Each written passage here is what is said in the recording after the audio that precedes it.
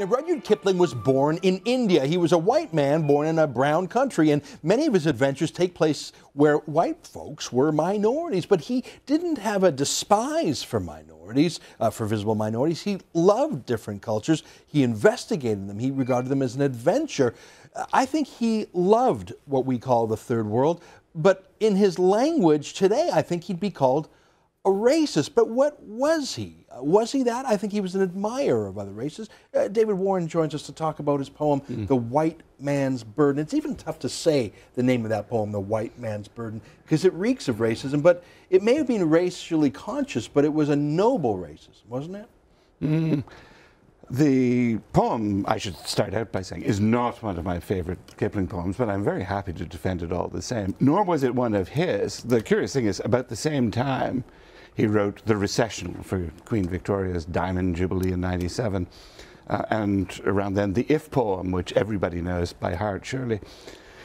And this poem makes a lot more sense if you have read those as well. In fact, cast light on it on every side. On the other hand, even though it seems the world has changed a great deal in the last 114 years, or at least as far as I've been able to notice, in some ways it hasn't at all. You spent a lot of time in the third world yourself, I mean, in places from Egypt and Pakistan. What are your observations today that rang true in reading that 100-year-old poem? Well, the curious thing is, and to set this up, I have to say, the Americans, when they came into the Philippines, which is what the poem is about, did not take it away from the Filipinos. They took it away from the Spanish Empire. And what the poem is about is, okay, Americans, you've got the job now. You take on the responsibilities. You have to act like grown-ups now. Now, we have to take the world country by country, but one of the things that we note, and this gets directly to your question, is there are some countries that simply cannot govern themselves, which are dysfunctional. Not only are they dysfunctional today, they were dysfunctional then, and they've lived under tyrants. And one of the things that European imperialists were doing in the course of governing these places is trying to create some order, trying to create some economy, trying to feed people, and so forth. Because imperialism has been shown only in its negative connotations over the course of the last century, and especially over the last couple of decades, because it's only something that people mouth off against. We don't have the broad spirit, the open mind to look in the balance at what was involved there. And one of the things that most impresses me about Kipling, something that I think we should be reading him today to appreciate through the anachronism that we fall too easily into, is that sense of responsibility, of adulthood.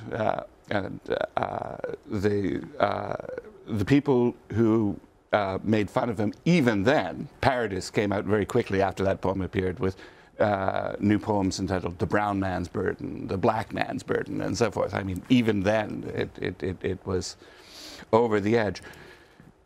But nevertheless, the criticisms are from people who are used to mouthing off, who are not used to taking responsibility for anything. And the poem itself is about taking responsibility and doing what you need to do, even if people will hate you for it. Let's take a look at the poem that you recorded earlier.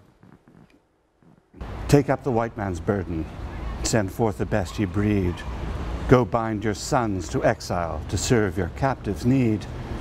To wait in heavy harness on fluttered folk and wild, your new-caught sullen peoples, half devil and half child. Take up the white man's burden, in patience to abide, to veil the threat of terror and check the show of pride, by open speech and simple and 100 times made plain, to seek another's profit and work another's gain. Take up the white man's burden, the savage wars of peace, fill full the mouth of famine, and bid the sickness cease. And when your goal is nearest, the end for others sought, watch sloth and heathen folly bring all your hopes to naught. Take up the white man's burden, no tawdry rule of kings, but toil of serf and sweeper, the tale of common things.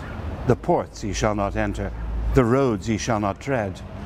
Go make them with your living, and mark them with your dead. Take up the white man's burden, and reap his old reward. The blame of those ye better, the hate of those ye guard. Take up the white man's burden. Ye dare not stoop to less, nor call too loud on freedom to cloak your weariness. By all ye cry or whisper, by all ye leave or do, the silent, sullen peoples shall weigh your gods and you. Take up the white man's burden. Have done with childish ways. The lightly proffered laurel, the easy, ungrudged praise, comes now to search your manhood through all the thankless years. Cold-edged with dear-bought wisdom, the judgment of your peers. You know what? I bet there's a lot of places in the world, I think of the Middle East, where they would love to go back to a benign imperialism ruled by Queen Elizabeth II, even if they weren't as, quote, free. I bet you much of Africa would. There is a degrading nature to be governed by others, but I think that at least that law and order and prosperity of imperialism is far better than the anarchy and death we see today. Last minute's words to you, my friend. I think even retrospectively they hate the English and other European imperialists, but also love. One of the constant experiences I had in India was the strange mixture of these two things together. And God bless them and God bless us. We were mixed together in fate, and we do remember each other. Yeah. I think of India, the gift of the English language, the gift of bureaucracy, with all its pros and cons. Bureaucracy, we hate it, but what's the alternative? The gift of democracy, the gift of independent courts, of legal precedents, of setting aside some of the more barbaric practices like burning brides.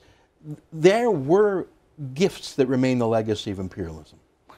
For sure, and the railway and all kinds of things that, you know, the myth of imperialism was that it was very profitable. Actually, in many places it was not. A lot of money was just spilled into nothing. But I think the greatest heritage is, in fact, that meeting of cultures, that spiritual miscegenation, as it were. Shakespeare came to India, and the Bhagavad Gita came to England. Ah, interesting. What a great point. And you're the man to have read that. Thank you, my friend.